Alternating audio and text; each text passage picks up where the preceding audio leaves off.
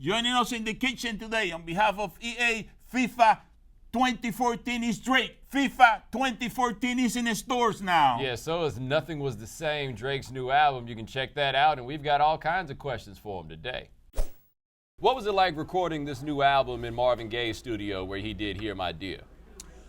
Well, Hear My Dear was actually one of the references that I cited for this album. I was really trying to make a cohesive piece that really told the story without using like literal skits or interludes. I was really trying to tell the story through the music, and I think Hear My Dear is one of the albums where Marvin Gaye told a very specific story about a very specific relationship. So to have, reference that album and then be in that atmosphere, it's amazing, Here's the thing, he did a lot of sharing on that album, maybe even oversharing. Do you ever go back and listen to some of your songs and think, maybe I shouldn't have said that much? I think that if I am to do that, I never do it with malicious intent, so it would never end up being a regret. But this album, I did get personal to the point where it did stir up some conversations after people had heard some of the stuff I said. But I mean, I think they were all conversations that were destined to happen in my life anyway, so it didn't really have a negative impact. But if there's ever been any album where it's gotten a little too personal, I think this would be it, which is not a bad thing, because like I said, it's not done with bad intentions. So. Well, have you ever been uncomfortable? Because in rap, people don't tend to share like this. Have you ever felt nervous or uncomfortable about how much you share in your music? I think that's kind of my thing. I've accepted and embraced it, I don't know what else I'd write about if I didn't write about my emotions and, my family and love and, all these genuine things that, yeah, you're right. I guess in rap music, most people would keep it to themselves, and that's why all the headlines about me is like emotional, sensitive, like all these sort of tags that they put on me. But at the end of the day, I'm just like a real human being that is deciding to tell you my real story, and not wake up and try and be somebody else just for the sake of the genre. I do what I know, and I write what I know, and that's like all I'm able to do, Can you tell us what happened outside the Heat locker room? Because you wanted to get in there, and that can't happen very often to you, where you don't get into a place where you're trying to get into. Well, I did something. I was like, obviously, we were having a great time, and as a joke, I went in through I tried to go in with the media through the media entrance as they were all like swarming in.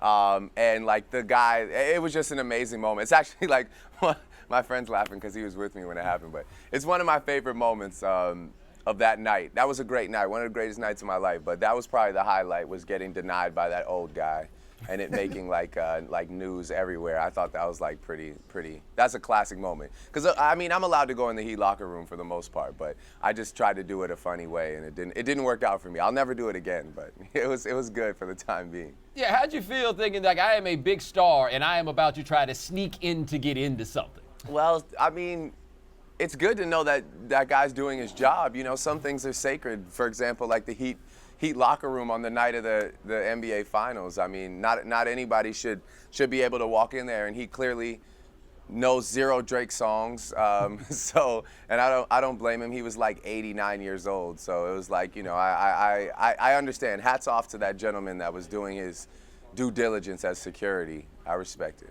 You said it's one of the greatest nights of your life. We'll get to the second greatest night of your life in a second, but what was so great about that particular night?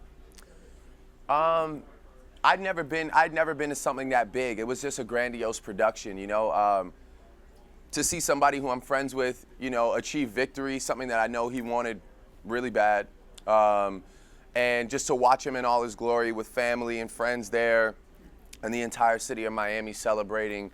It was just great, it was a great moment to be a part of, something I'll never forget. The confetti falling, and, to see Pat and see all the players from the team just, enjoying a well-deserved win because they fought hard that night. It was just great. It was great to observe. I like watching other people triumph when they deserve it. So, tell us something about LeBron that most people don't know. LeBron is like, he's like crazy funny. Like he's a kid, I mean, I think he's very poised in the media, but he's a kid for real. Like, I mean, I'm sure people can tell through his campaigns. He's very personable, but he's like actually like one of the funniest people I know, definitely. Well, what's something about Johnny Manziel that most people wouldn't know?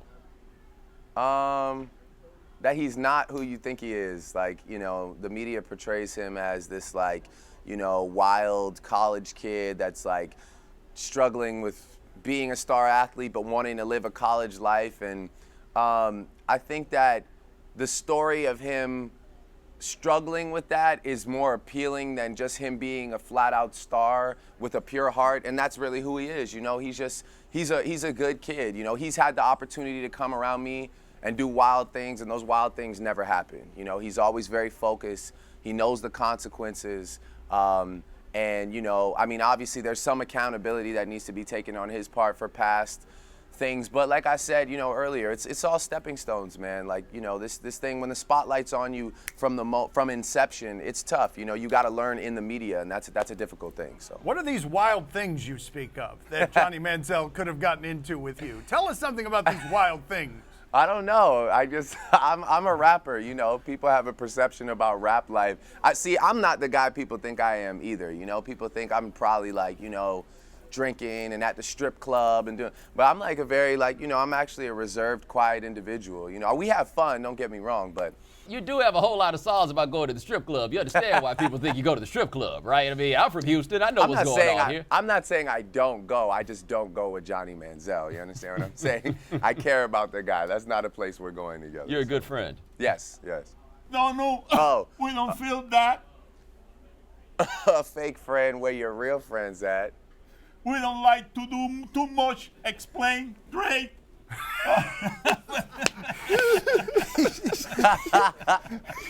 You gotta keep going, Pop. No. We don't feel that. A fake friend, where your real friend's at. We don't like to do too much explaining. Stories stay the same through the money and the fame. Cause we started from the bottom, now we're here.